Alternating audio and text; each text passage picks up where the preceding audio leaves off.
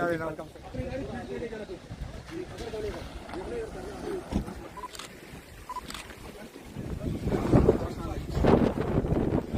नुकसान हुआ है, गैप में थोड़ा प्लीज।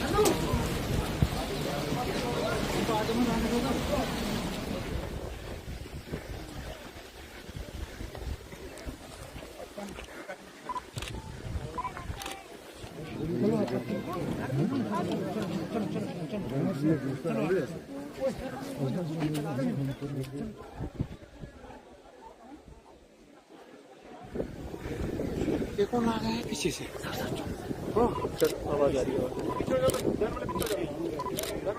मुझे अपने सीएम साहब से यही रिक्वेस्ट है कि अपने सीएम केयर फंड से पर हाउस होल्डर को 10-10 लाख रुपया दिया जाए, ताकि मेरी गरीब आवाम कहीं रहने के लायक बने। क्योंकि इनका जो मालमोशी है समझो वो भी बढ़ चुका है। जब घास ही नहीं मिलेगा तो जिंदा कैसे बचेंगे? कोई चीज नहीं बची है।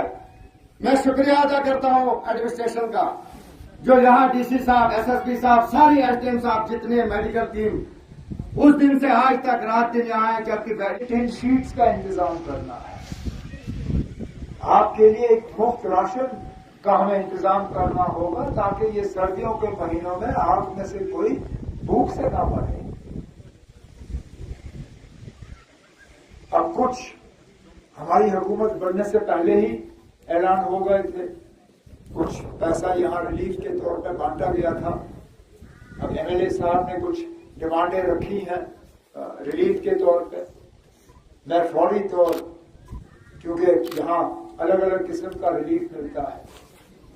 एक तो वजीर आजम साहब का अपना एक फंड होता है, प्राइम मिनिस्टर्स रिलीफ फंड।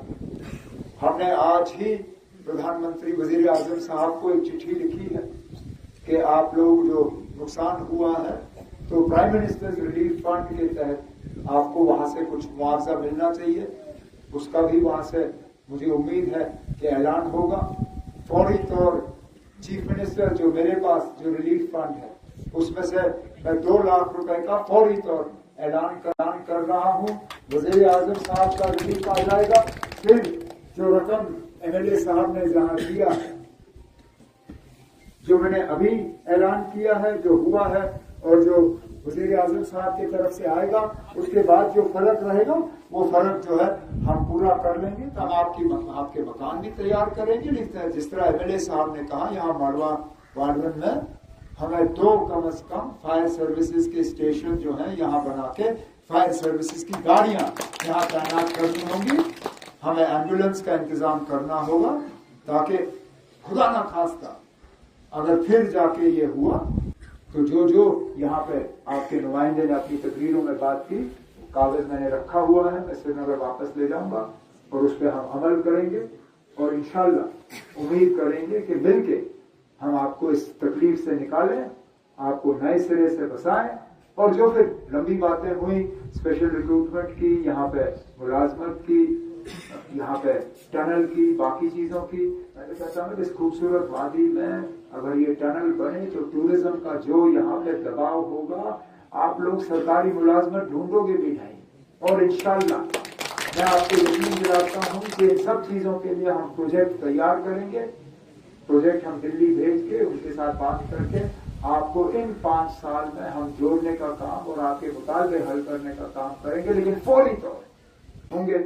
और जितना भी हम आपके लिए कर सकेंगे, मैं आपको ये यकीन दिलाता हूँ कि इस मुश्किल दौर में हम आपकी मदद करेंगे और आपको ये अकेलेपन का एहसास नहीं होने देंगे। यही कहने के लिए मैं आया हूँ। और अल्लाह ताला आपको अपनी हिफाजत में रखे और दोबारा इस तरह के हालात आपके साथ नहीं हो, यही हम अल्लाह ताला से